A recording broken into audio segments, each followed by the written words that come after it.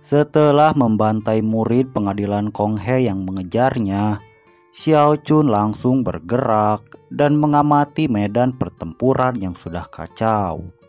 Sementara itu burung elang emas masih terus melawan fondasi pengadilan Konghe, sampai akhirnya bisa memenangkan pertarungan tersebut. Di sisi lain, fondasi aliran darah juga masih terus berjuang untuk menghancurkan boneka Kogutsu pengadilan Konghe. Dan satu persatu fondasi pengadilan Konghe telah bisa dikalahkan.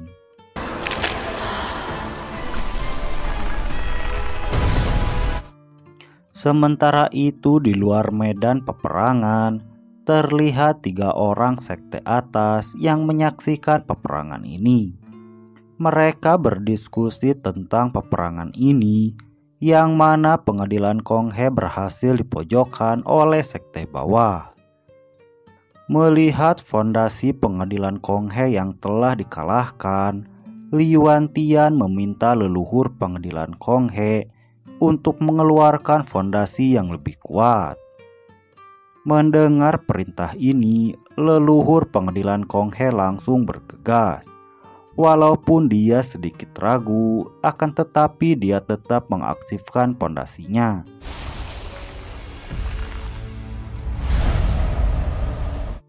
Setelah fondasi diaktifkan, terjadi guncangan di seluruh medan peperangan. Pada saat yang sama muncul seekor hewan aneh dari pohon beringin ruang. Hewan itu juga menyerang praktisi River Deeping dan menelannya sampai mereka mati. Melihat ini, Xiao Chun meminta pasukannya untuk mundur ke kapal. Leluhur Feng Zhenji dan Luodan juga turun tangan dan menahan serangga jahat milik pengadilan Konghe.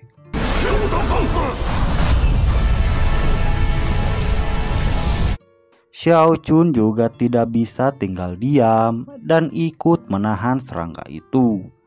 Namun karena kekuatannya masih lemah, pertahanannya pun bisa dijebol.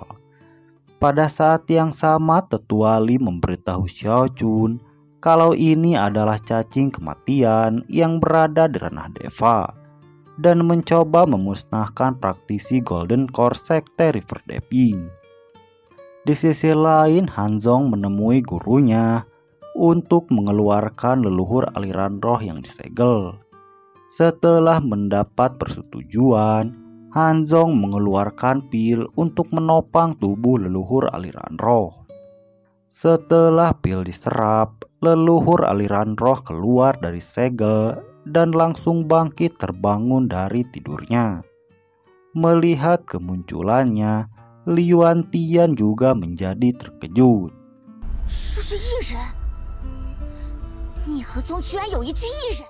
Setelah kebangkitannya, leluhur Han dari aliran roh langsung dikelilingi oleh cacing kematian. Tapi dia bisa menghancurkannya hanya dengan satu jentikan jari saja. Melihat cacing kematian telah dihancurkan, Li Yuantian ingin membangkitkan pohon beringin ruang. Dia lalu membuat sebuah segel dan mengaktifkan formasi.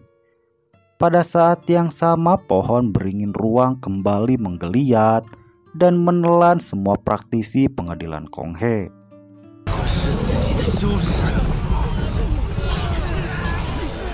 Melihat tindakan Li Yuantian, leluhur pengadilan Konghe menjadi marah kepadanya. Yang ternyata Li Yuantian ini bukan berasal dari pengadilan Konghe, melainkan salah satu anggota sekte atas, yaitu Starry Sky. Di sisi lain, Xiao Chun dihampiri oleh leluhur Han dan diberi setetes darah, agar Xiao Chun bisa memadatkan inti korpisi. Xiao Chun lalu dikirim terbang ke dalam tubuh leluhur darah dan diikat oleh rantai kehidupan. Pada saat yang sama, pohon beringin ruang kembali bangkit. Keempat leluhur sekte juga mulai bergerak dan menahan pohon beringin ruang.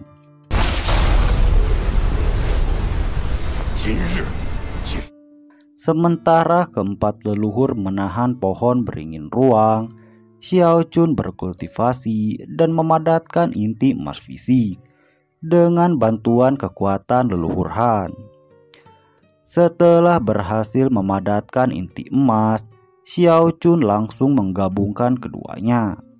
Di saat yang sama, tubuh leluhur darah kembali dialiri kehidupan dan mengejutkan keempat leluhur yang sedang bertarung. Leluhur darah yang bangkit kembali juga mengagetkan semua orang di medan peperangan. Xiao Chun lalu mengendalikan tubuh leluhur darah dan melawan pohon beringin ruang yang sedang mengamuk. Tubuh leluhur darah juga kembali menerobos dan memukuli inti pohon beringin ruang sampai mengguncang medan pertempuran.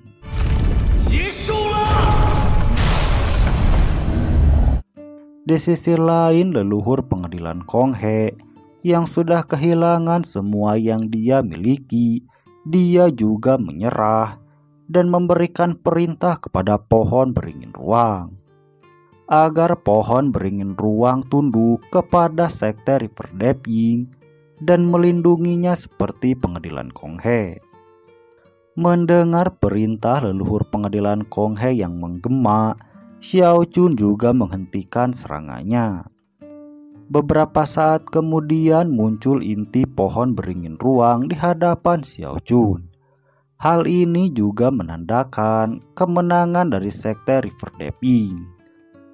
Melihat token pohon beringin ruang yang ada di hadapan Xiao Chun, keempat leluhur juga terdiam dan tidak bisa berkata-kata.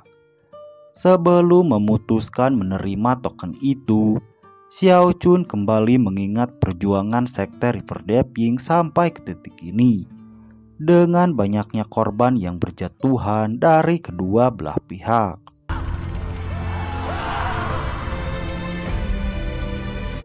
Setelah merenung beberapa saat, Xiao Chun menerima token pohon beringin ruang yang ada di depannya. Dia juga mengumumkan kalau pengadilan Kong He sudah tidak ada dan hanya ada sekte River Deep Ying. Setelah pengumuman itu selesai, semua murid sekte River Deep Ying langsung bersorak dan merayakan kemenangan mereka. Bersamaan dengan diambilnya token pohon beringin ruang, leluhur pengadilan Kong He juga menghilang. Liuan Tian juga langsung pergi dan meninggalkan sekte pengadilan Kong He.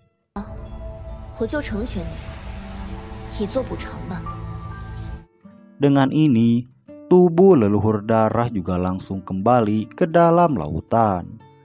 Medan peperangan yang tadinya ribut kini berangsur-angsur menjadi hening dan tenang.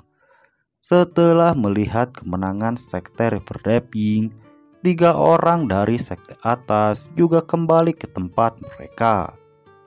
Pada saat yang sama muncul sebuah gunung yang menjulang tinggi dan bertuliskan sekte River Deep Ying. Hal ini menandakan sekte River Deep Ying telah diterima di Mitzrayim.